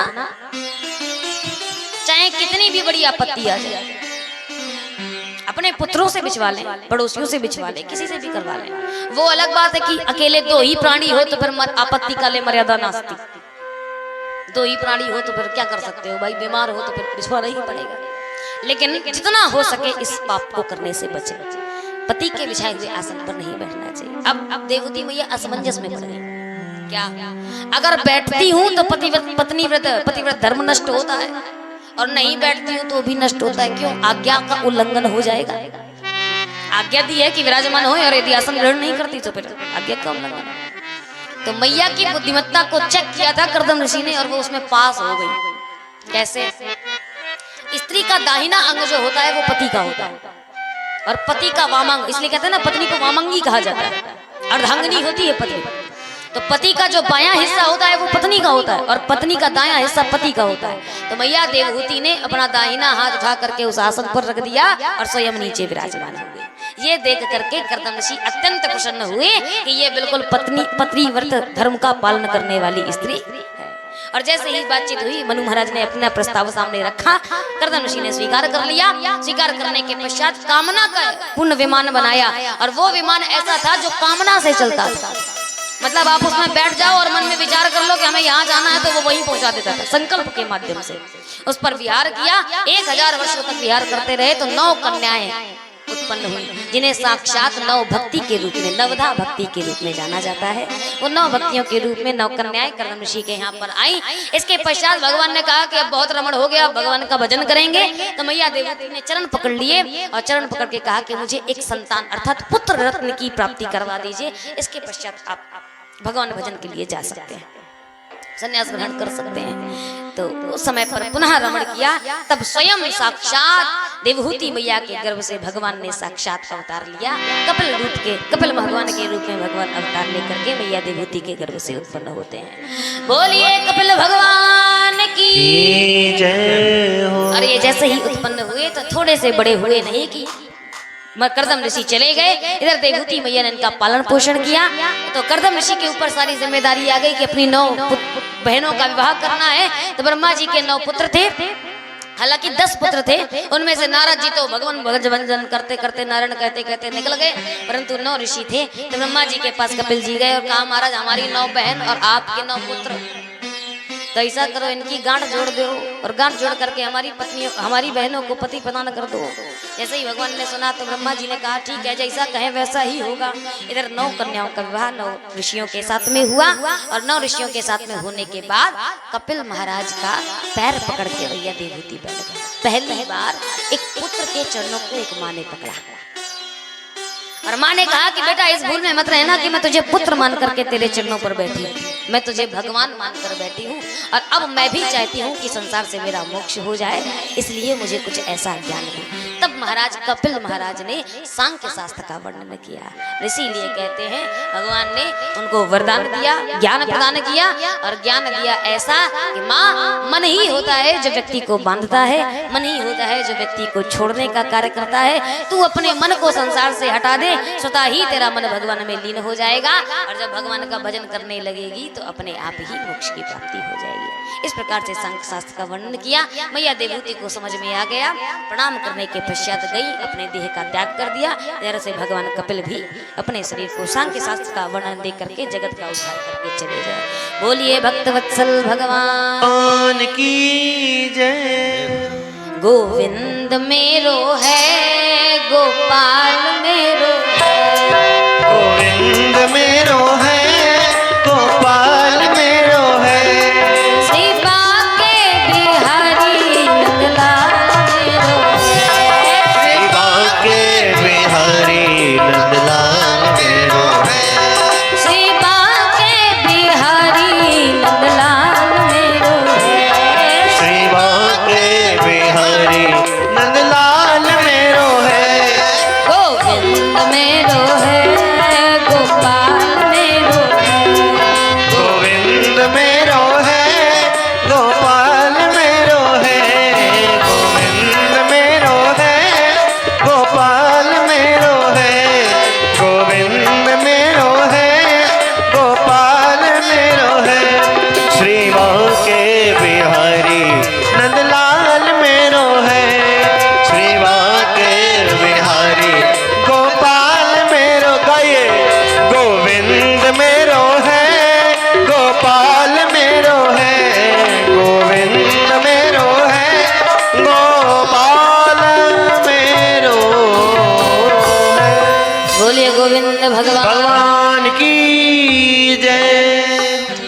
अवतार के बाद भगवान श्री अन्य कन्याओं के वर्णन करते हैं।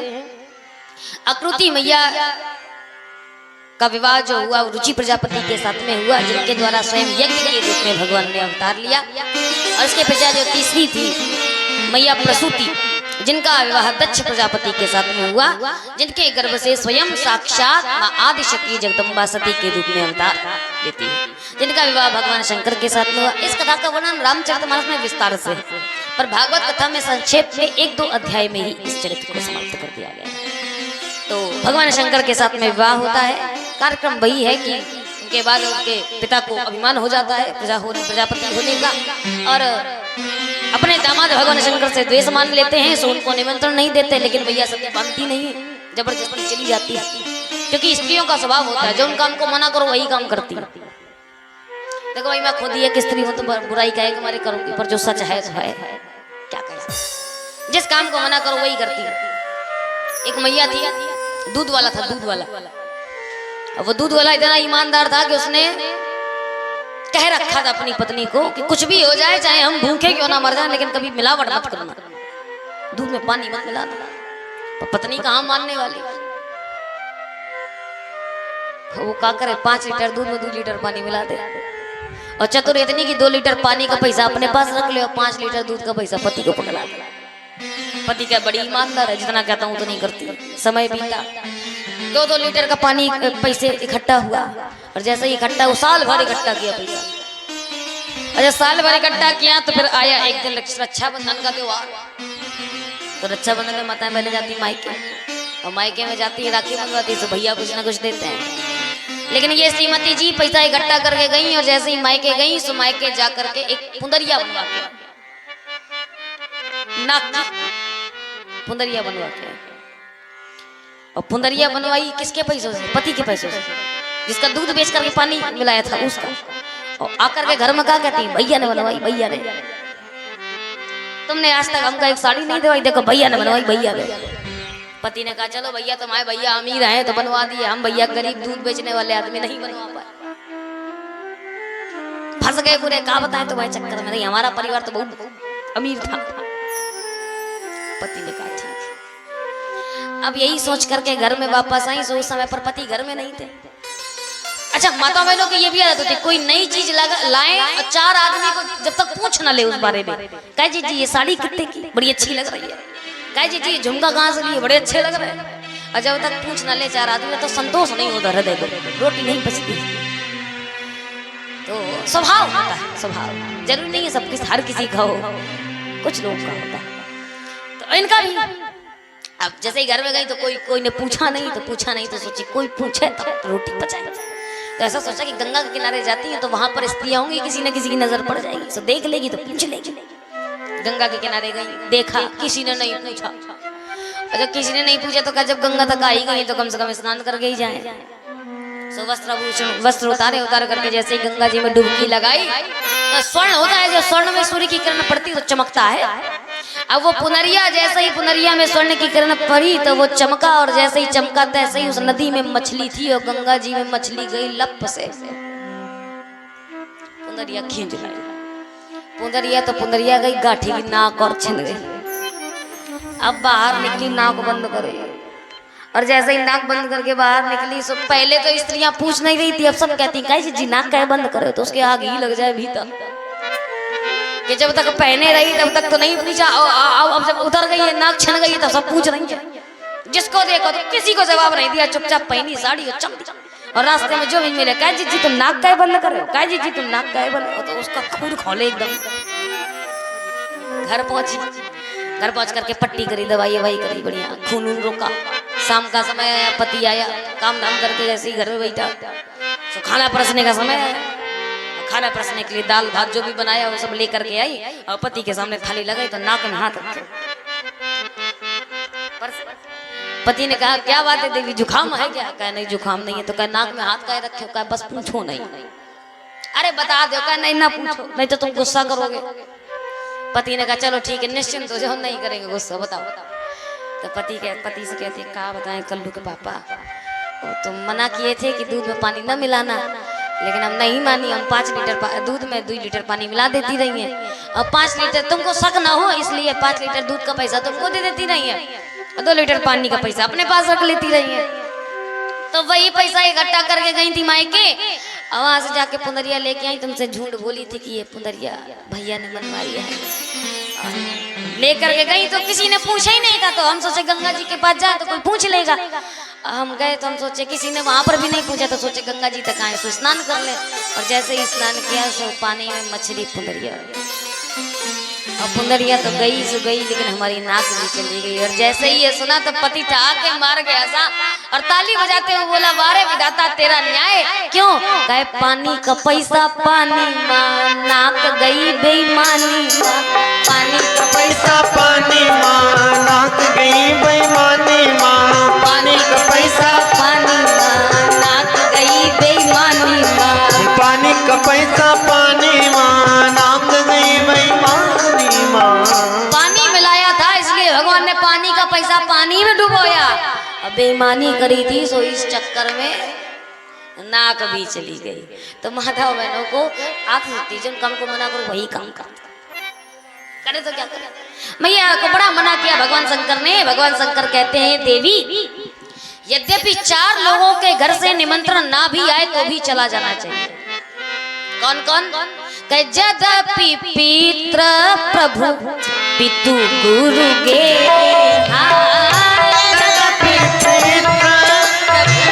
पितु गुरु गे, यद्यपि पितृ प्रभु पितु गुरु गे, यद्यपि पितु गुरु गे,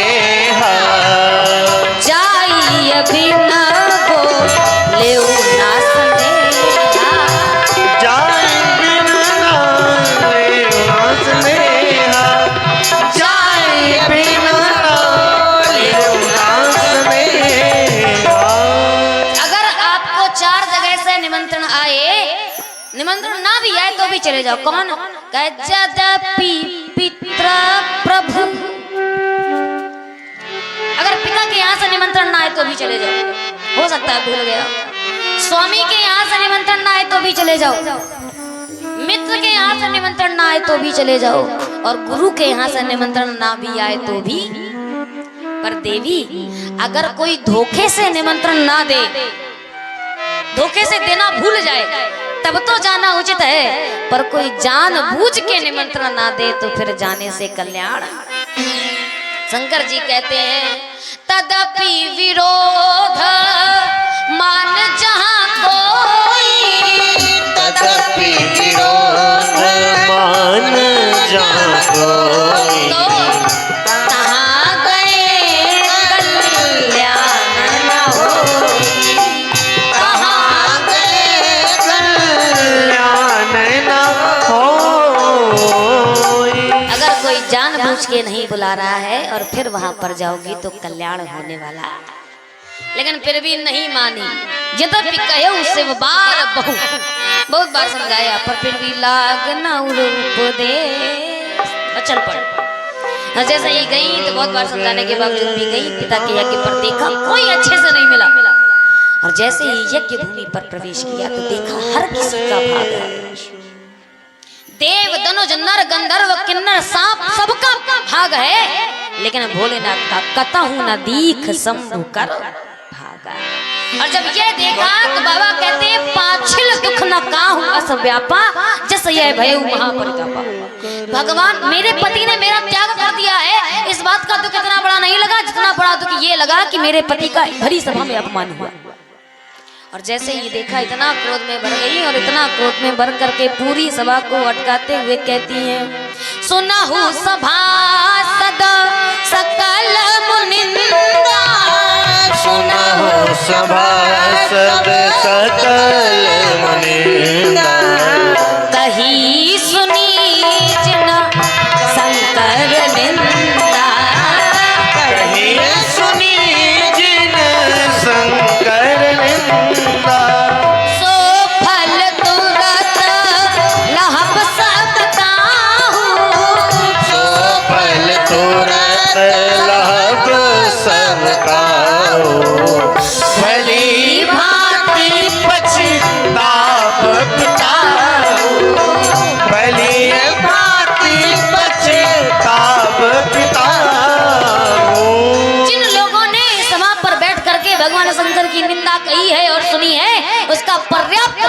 किसी को मिलेगा। और जिस व्यक्ति ने करी है अर्थात मेरा पिता, जिसने जानते हुए भी कि भगवान शंकर जगत गुरु है, इतना होने के पश्चात भी मेरे पति का भाग यज्ञ से छीन लिया, तो उसको भी भली भांति अपने कृत्य पर पछतावा होगा। और मैं नहीं, शास्त्र कहते हैं संत शंभु श्री पति अपवाद, शंभु श्रीपति अपवाद, सुनिए तहाँ जहाँ असी मर जागा, सुनिए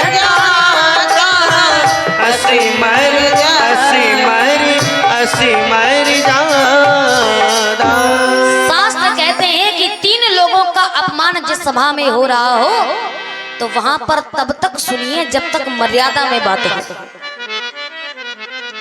जैसे हम सब बोलते थे ना, भगवान शंकर की बारात की चर्चा होती है, विवाह की चर्चा, तो कई लोग बोलते हैं कि विवाह की चर्चा करके मानो गोस्वामी तुलसीदास जी ने अपमान कर दिया भगवान शंकर का। पर हकीकत बात तो ये कि अपमान नहीं, वो तो गुण तत्वों को जो जान पाए वो वास्तविकता को समझ पाएगा। तो जहां तक मर्यादा में बात हो वहां तक तो श्रवण करना चाहिए 3 लोगों के लिए। कौन कहे? पहला संत के बारे में कोई चर्चा सभा में हो रही हो तो वहां तक सुने जहां तक मर्यादित बात हो। शंभु और श्रीपति अर्थात भगवान विष्णु। और अगर मर्यादा से बात हो तो यदि आप में सामर्थ्य है, अगर आप में दम है, तो शास्त्र कहते हैं, मैं नहीं, मानस में लिखी है चौपाई, काटियतासु अजीब जो बसाई। अगर सामर्थ्य है तो उसकी जीभ काट लो। जीभ काटने का मतलब ये नहीं कि उठाओ चाकू और तई दे दो, तब फिर भैया धारा 302 लगे तो हमसे लगे ना। जीभ काटने का मतलब है अगर सामर्थ्य है, ज्ञान है, तो अपने ज्ञान की सामर्थ्य के द्वारा उसको मौन कर दीजिए, उसको मौन कर दीजिए। और अगर सामर्थ्य नहीं है, इतना ज्ञान नहीं है, तो श्रवण मुंदीनत चलियो पराई। अगर सामर्थ्य नहीं है तो कान बंद करें और उस सभा का त्याग कर दें, श्रवण नहीं करना चाहिए। लेकिन आप सब ने यहाँ पर एक वृक्ष की भांति भगवान शंकर की निंदा सुनी है, उसका फल मिलेगा। और इतना कह करके अस योग अग्नि तन जारा भय सकल मखहा, या योगाग्नि के द्वारा अपने शरीर को भस्म कर लिया, मरते मरते पार्वती का शरीर मांगा। इस सब की चर्चा आप सब लोगों को पता है, भागवत में बहुत संक्षेप में शिवदेव जी ने वर्णन किया है। और इसके पश्चात भगवान कहते हैं कि अब मैं आपको, सुखदेव जी महाराज कहते हैं, अब आपको मैं उनके पुत्रों की वंशावली का वर्णन सुनाता हूँ। बोलिए भक्तवत्सल भगवान की जय हो। तो सबसे जो बड़े ज्येष्ठ पुत्र थे महाराज मनु के, उनका नाम था उत्तानपाद। उत्तानपाद का मतलब क्या होता है प्यारे? उत्तानपाद केवल एक कथा का पात्र नहीं है, हम आप सभी लोग उत्तानपाद हैं। उत्तानपाद का मतलब क्या कि जिसके पैर ऊपर की तरफ हो, उत्तानपाद अर्थात जिसके पैर ऊपर की तरफ हो। और जिसके पैर ऊपर होते हैं, बताओ हम सब जब पैदा होते हैं तो कैसे पैदा होते हैं?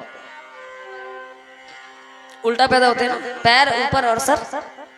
हमारे जन्म के माध्यम से भी ईश्वर हमको संकेत देता है।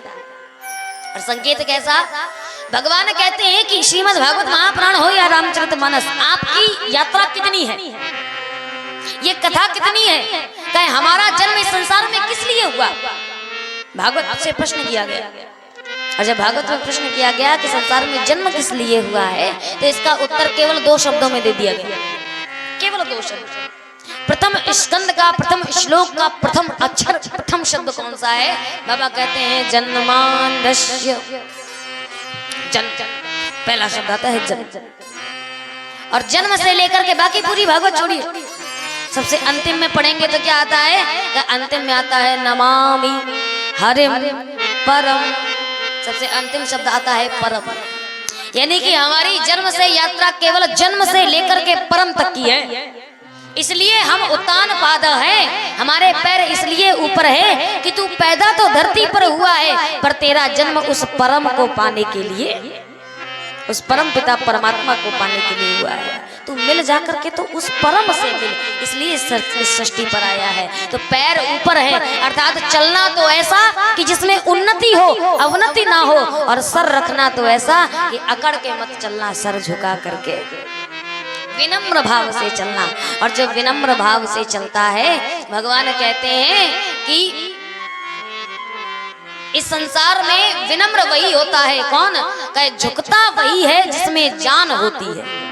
अकड़ तो मुर्दे की पहचान। मुर्दा अगर ऐसे करके मरा है और एक घंटा के लिए छोड़ दो, फिर इसके बाद चाहे कितना भी पलस्तर लेकर के ऐसे कर दो, छोड़ोगे तो बाद में वो ऐसे ही हो जाएगा, क्योंकि वो अकड़ करके ही मरता है। प्यारे, जिस डाली पर रस नहीं होता है उसको यदि झुकाओगे तो वो टूट भले ही जाए पर झुकने वाली नहीं है। पर जिसमें रस होता है तो वह स्वतः ही झुक जाती है। जो आपने देखा होगा नदी के पास में घास लगी रहती है, नदी के पास में घास उगती है, उसका नाम होता है गोंदरा घास।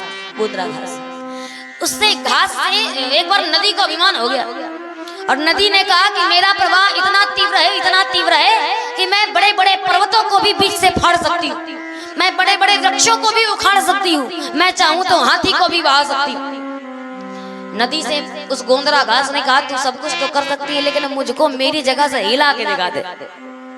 मैं जहां पर उगी हुई हूँ वहां से मुझको हिला के भर दिखा दे। और जैसे ये कहा तो नदी ने कहा ठीक है, चुनौती स्वीकार है। और जैसे ही चुनौती स्वीकार करी तो नदी अपने पूरे तीव्र भाव से बही। और जैसे ही बही तो ऐसे खड़ी होती गोंदरा घास ऐसे, और जैसे ही ऐसे खड़ी होती तो जैसे ही पानी का बहाव आता है तो पानी का बहाव आता नहीं कि घास झुक जाती है। और जब घास झुक जाती है तो पानी निकल जाता है, तो वो घास जस की तस वहीं पर बनी। भाव क्या है? जो व्यक्ति विनम्र होकर के झुकता है, जो छोटा बना रहता है, वो सदैव अपने आप में बड़ा बनता चला जाता है। पर जो खुद को अकड़ करके बड़ा मानता है वो कभी भी बड़ा रहता नहीं है। क्यों? तुलसी लघुता बड़न की बड़ी बड़प्पन बात, और छोटे बछड़ा पै पिए बड़े होए भुसखात। जानवरों में होता है कि नहीं? जो छोटा बच्चा होता है तो जब तक वो छोटा रहता है तब तक उसे दूध पिलाया जाता है, और जब वो बड़ा हो जाता है तो फिर दूध से मतलब गया तो सूखा घास फूस खिलाओ, चारा खिलाओ, ये खिलाया जाता है। तो छोटे बनने में बड़ा फायदा है। पर जो अकड़ करके चलता है, अभिमान में चलता है, तो साधक कहता है कि किया अभिमान तो फिर मान नहीं पाएगा, किया अभिमान तो फिर मान नहीं पाएगा। होगा प्यारे वही जो श्री राम जी को भाएगा, होगा प्यारे वही जो श्री राम जी को पाएगा। किया अभिमान तो फिर मान नहीं पाएगा, किया अभिमान तो फिर मान नहीं पाएगा। होगा प्यारे वही जो श्री राम जी को पाएगा, होगा प्यारे वही जो श्री राम जी को पाएगा। विधि का विधान मानी लाभ सही चाहे विधि रखेगा, ताही विधि गए। सीताराम सीताराम सीताराम कहिए, चाहे विधि रखे राम ताही विधि रहिए, चाहे विधि रखेगा ताही विधि रहिए, ओ चाहे विधि रखे राम ताही विधि रहिए, ओ चाहे विधि रखेगा ताही विधि रहिए, ओ चाहे विधि रखे राम ताही विधि रहिए। नानक नन्हे होई रहो जैसे नन्ही दूध, बड़े बड़े बह जाते हैं पर दूब खूब ये होता है छोटे बनने का फायदा। तो हमेशा सर कैसा रखिए, विनम्रता के साथ झुकाइए। और विनम्रता किस प्रकार आएगी? कहे विनम्रता तो केवल विद्या दे सकती है, विद्या विनम्र बनाती है, विद्या से विनय आती है। तो उत्तानपाद का यह भाव निकलता है। और उत्तानपाद पहले याद रखिए, मनु जैसा जीवन किसी का हुआ नहीं। इतना अच्छा जीवन, इतना अद्भुत जीवन था, उसके लिए भी मनस में कहा गया है कि ऐसा जीवन होने के बावजूद भी मन में विचार आ रहा है कि हो ये न विषय विराग, भवन बसत भाव चौथपना पर हृदय बहुत दुख लाग, जन्म गयो हरि भगति बिना। कितनी बड़ी बात है। किसी ने का दुख होगा इस बात का कि जीवन में कोई अभाव होगा। बाबा कहते हैं कि राजा मनु के जीवन में अभाव का ही अभाव है, कि उनके जीवन में कोई अभाव ही नहीं है। क्यों? पत्नी कैसी है? पत्नी शत्रुपा जैसी है। आजकल की पत्नी से पति कह दे कि हम जा रहे हैं जंगल चलियो, तो पत्नी कहेगी तुम वहीं को पंडिताई का भूत सवार तुम वहीं जाओ, हम तो घर में रहेंगे, है कि नहीं? पर पत्नी कितनी अच्छी है, नारी समेत गवन बन कीन्हा, इतनी अच्छी पत्नी है। तो किसी ने कहा पैसा नहीं होगा, गरीब होंगे, अरे स्वयंभू है वो, पूरी पृथ्वी के राजा है, पूरी पृथ्वी की संपत्ति, एक दीप की कौन कहे, पूरी पृथ्वी की संपत्ति उनकी है। तो किसी ने कहा शरीर से निरोगी होंगे, शरीर से रोगवान होंगे, ग्रसित होंगे, राजा है, स्वस्थ राजा, हृष्ट पुष्ट तनम, एकदम स्वस्थ राजा। तो किसी ने कहा बाकी सब तो ठीक है, लेकिन आदमी आजकल अपने बच्चों से ज्यादा परेशान रहता है, तो बेटा खराब, बेटियां खराब होंगी, बेटे खराब होंगे। कहे भैया बेटे भी उत्तान पाद और प्रिय बच्चे से बेटे नप उत्तान पाद सुत जासु ध्रुव हरि भगत भयउ सुत, ऐसे बेटे। तो किसी ने कहा बेटे अच्छे पर बेटियां खराब होंगी, बेटियां खराब होंगी। कहे भैया बेटे का बेटा तो भगवान का भक्त निकला, उत्तान पाद के पुत्र हैं ध्रुव, बेटे का बेटा तो भगवान का भक्त निकला, पर पुत्रियां कैसी हैं? कहे पुत्रियां इतनी यशस्विनी हैं, इतनी तेजस्वी हैं कि बेटी का बेटा तो स्वयं भगवान निकला। देवहूति के बेटे स्वयं कपिल महाराज, इनकी चर्चा आप लोगों ने सुनी। इतना अद्भुत परिवार, इतना सब कुछ अच्छा है, लेकिन फिर भी मन में अभाव, इस बात का दुख है। दुख किस बात का दुख है? कि मुझे भगवान नहीं मिला। और जिस समय पर हम भी भगवान के सामने बैठ करके, श्री माधव लाल जी के सामने बैठ करके, राधा रानी के सामने बैठ करके भगवान से कहे कि प्रभु तूने सब कुछ तो दिया है, पर मेरे जीवन में बस इतना ही अभाव है कि मुझे भगवान। सुन राधिका दुलारी तेरे द्वार का भिखारी, एक पीड़ा है हमारी, एक पीड़ा है हमारी, हमें श्याम ना मिला, हमें श्याम ना मिला, हमें श्याम ना मिला, हमें श्याम ना मिला। हो सुन राधिका दुलारी तेरे द्वार का भिखारी, एक पीड़ा है हमारी, एक पीड़ा है हमारी, हमें श्याम ना मिला, हमें श्याम ना मिला, हमें श्याम ना मिला। इस बात का कष्ट करो, हमारी आपकी एक भैंस खो जाए तुरंत FIR लिखवाएंगे, क्योंकि 60,000 की भैंस चली गई। अरे भैंस की छोड़ो, 5,000 का बुकरा सवेरे भेजो, शाम को घर वापस ना आए तो बड़बड़ाहट होती, रात भर नींद नहीं आएगी, बुकरा चला गया। पर इतना बड़ा अनमोल भगवान खोया बैठा है, लेकिन हम आप निश्चित इस बात का दुख होना चाहिए कि मेरे साथ मेरा भगवान क्यों नहीं है। और जब ऐसा होगा तब आपकी वंशावली महाराज मनु जैसी, उत्तान पाद जैसा पुत्र होगा, ध्रुव जैसा भक्त होगा, ऐसा पुत्र होगा। ऐसी भगवान श्री सुखदेव जी महाराज चर्चा करते हैं। और जैसे ही परीक्षित ने कहा महाराज मैंने सुना है कि उत्तान पाद के पुत्र का ही नाम ध्रुव था, भगवान ने कहा बिल्कुल ठीक सुना है। अच्छा देखो कितनी बढ़िया पद्धति है, ऐसा किसी भी शास्त्र में नहीं हुआ है जहां पर वक्ता केवल बोलता रहा हो और श्रोता केवल सुनता रहा हो। आपको मैंने अभी तक 3 दिन हो गए भागवत सुनते सुनते, लगा ऐसा कि वक्ता बस बक रहा है और श्रोता केवल सुन रहा है।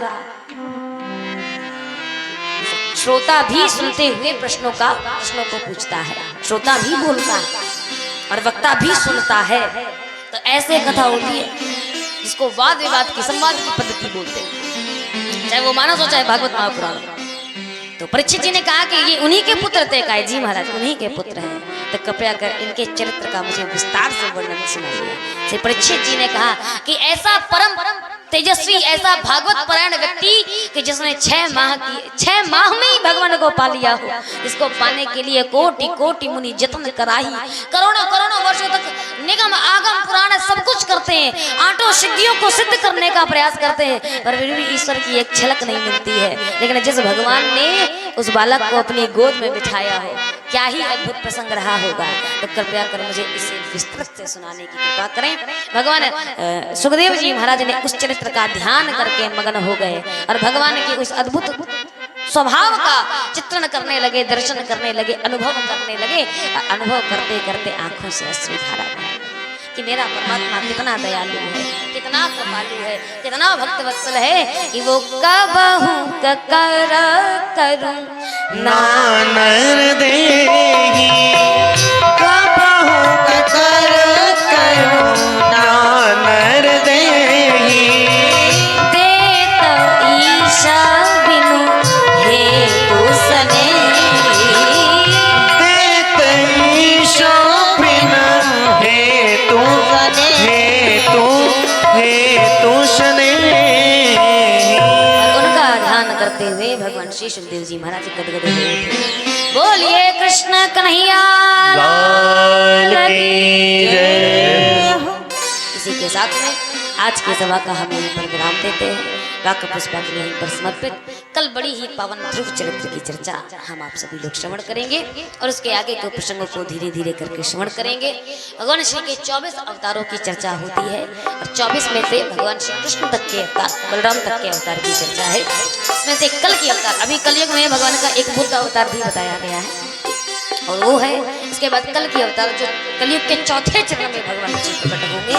तो बड़ी पावन चर्चा होती है, बड़ी अच्छी अद्भुत चर्चा है भगवान के नाम का और हम अपने समय को सार्थक करते हैं। आइए इसी के साथ में गाड़ी को यहीं पर विराम।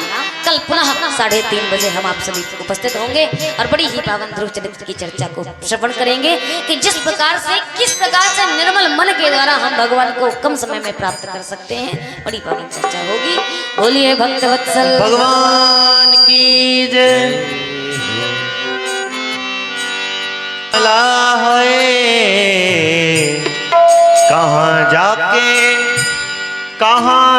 है कहाँ जाके छिपा चित चोर, राधा तेरी माला जपे। कहाँ जाके छिपा चित चोर, राधा तेरी माला जपे। राधा तेरी माला गोपाला तेरी माला, राधा तेरी माला गोपाला तेरी माला। हाय कहाँ जाके छिपा चित चोर, राधा तेरी माला जपे। कहाँ जाके छिपा चित चोर, राधा तेरी माला जपे। धानी चुनरिया यमुना किनारे, धानी चुनरिया यमुना किनारे। कब से खड़ी हूँ तेरा रास्ता निहारे, कब से खड़ी हूँ तेरा रास्ता निहारे। हाय तेरे संग बांधे, तेरे संग बांधे, तेरे संग बांधे जीवन डोर, राधा तेरी माला जपे। तेरे संग बांधे जीवन डोर, राधा तेरी माला जपे। राधा तेरी माला गोपाला तेरी माला, राधा तेरी माला गोपाला तेरी माला। आए कहाँ जाके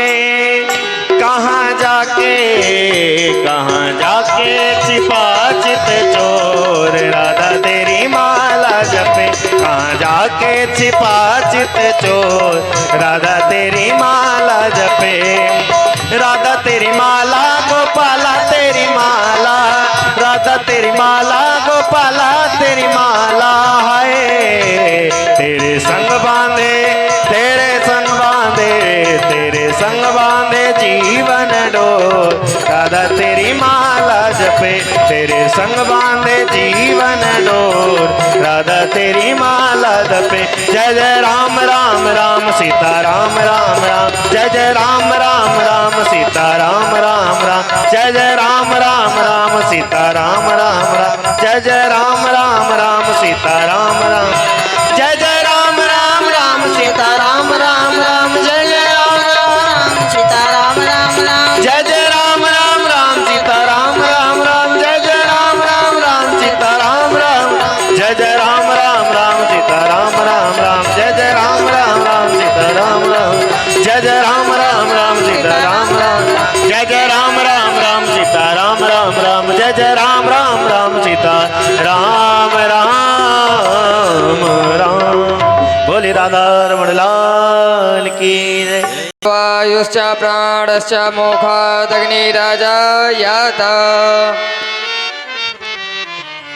आइए बड़े सद्भाव के साथ हम सभी लोग अपने अपने स्थान पे खड़े होकर के प्रभु की आरती करते हैं।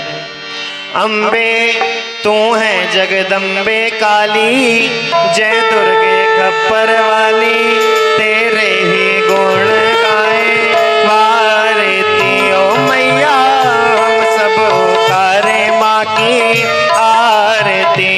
अम्बे तू है जगदम्बे काली, जय दुर्गे खप्पर वाली, तेरे ही गुण गाए वारती ओ मैया, हम सब उतारे माँ की आरती ओ मैया, हम सब उतारे माँ की आरती। तेरे भक्त जनों पर माता भीड़ पड़ी है भारी, मैया भीड़ पड़ी है भारी, ओ मैया भीड़ पड़ी है भारी। तेरे भक्त जनों पर माता भीड़ पड़ी है भारी। दानों दल पर टूट पड़ो माँ, दानों दल पर टूट पड़ो माँ, करके सिंह सवारी, 100 सिंहों से तू बलशाली, अष्ट भुजाओं वाली, दुखियों के दुखड़े निहारती ओ मैया, हम सब उतारे माँ की आरती। अम्बे तू है जगदम्बे काली, जय दुर्गे खप्पर वाली, तेरे ही गुण गाए आरती ओ मैया, हम सब उतारे। सभी गाइए भाव के साथ आरती। हो माँ बेटे का है इस जग में बड़ा ही निर्मल नाता, मैया बड़ा ही निर्मल नाता। माँ बेटे का है इस जग में बड़ा ही निर्मल नाता, मैया बड़ा ही निर्मल नाता, मैया बड़ा ही निर्मल नाता। पूत कपूत सुने हैं परना, पूत कपूत सुने हैं परना, माता सुनी कुमाता, सब पे करुणा बरसाने वाली, अमृत बरसाने वाली, दुखियों के दुखड़े निवारती ओ मैया, हम सब उतारे माँ की आरती। अम्बे तू है जगदम्बे काली, जय दुर्गे खप्पर वाले, तेरे ही गुण गाए आरती ओ मैया, हम सब उतारे माँ की आरती। हो नहीं मांगते धन और दौलत, ना चांदी ना सोना, मैया ना चांदी ना सो, मैया ना चांदी ना सोना। नहीं मांगते धन और दौलत, ना चांदी ना सोना, मैया ना चांदी ना सोना। हो हम तो मांगे माँ तेरे मन में, हम तो मांगे माँ तेरे मन में, एक छोटा सा कोना, सबके बिगड़े बनाने वाली, लाज बचाने वाली, सत्यों के सत को संवारती ओ मैया, हम सब उतारे माँ की आरती। अम्बे तू है जगदम्बे काली, जय दुर्गे खप्पर वाली, तेरे ही गुण गाए आरती ओ मैया, हम सब उतारे माँ की आरती ओ मैया, हम सब उतारे माँ की आरती। हो चरण शरण में खड़े तुम्हारे, लेकर पूजा की थाली, मैया ले पूजा की थाली, हो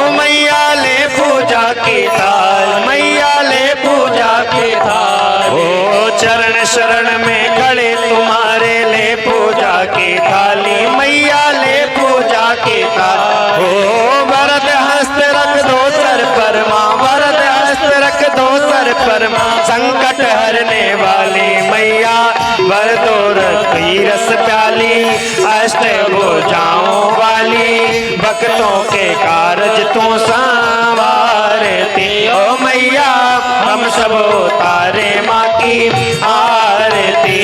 अम्बे तू है जगदम्बे काली, जय दुर्गे गब्बर वाली, तेरे ही गुण गाए आरती। ओ मैया हम सब उतारे माँ की आरती। ओ मैया हम सब उतारे माँ की आरती।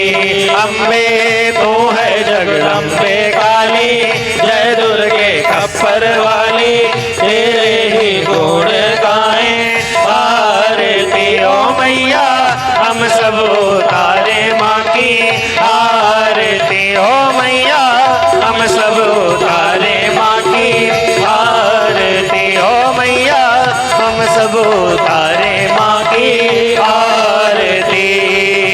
कर्पूर गौरम करुणावतारम संसार सारम भुजगेन्द्रहार, सदा वसंतम हृदयारविंदे भवम भवानी सहितं नमामि। त्वमेव माता च पिता त्वमेव, त्वमेव बन्धु च सखा त्वमेव, त्वमेव विद्या द्रविणं त्वमेव, त्वमेव सर्वं मम देव देव। जो गिर सके ना वो भूल हम, तुम्हारे चरणों की धूल हम। दया की दृष्टि सदा ही रखना, हे नाथ नारायण वासुदेव। हरि ओम हरि ओम महादेव हौ शांतिरंतरिक्षं शांतिः पृथ्वी शांतिरापा शांतिरोषधयः शांतिः वनस्पतयः शांति विश्वे देवाः शांति ब्रह्म शांतिः सर्वगुण शांतिः शांतिरेव शांतिः सामा शांतिरेधि। हरि ओम मंत्र पुष्पांजलि। ओम जग्नेन जग्नमय जन्त देवास्तानि धर्माणि प्रथमान्य शन्न तेहनाकं महिमानः सचन्त यत्र पूर्वे साध्याः शान्ति देवाः। हरि ओम एकदन्ताय विद्महे वक्रतुण्डाय धीमहि तन्नो दन्ते प्रचोदयात्। हरि ओम नारायणाय विद्महे वासुदेवाय धीमहि तन्नो विष्णु प्रचोदयात्। हरि ओम महालक्ष्मी च विद्महे विष्णुपत्नी च धीमहि तन्नो लक्ष्मी प्रचोदयात्। हरि ओम नंदनंदनाय विद्महे यशोदानंदनाय धीमहि तन्नो श्रीकृष्णः प्रचोदयात्। हरि ओम वृषभानुजायै च विद्महे कृष्णप्रियायै च धीमहि तन्नो श्रीराधा प्रचोदयात्। हरि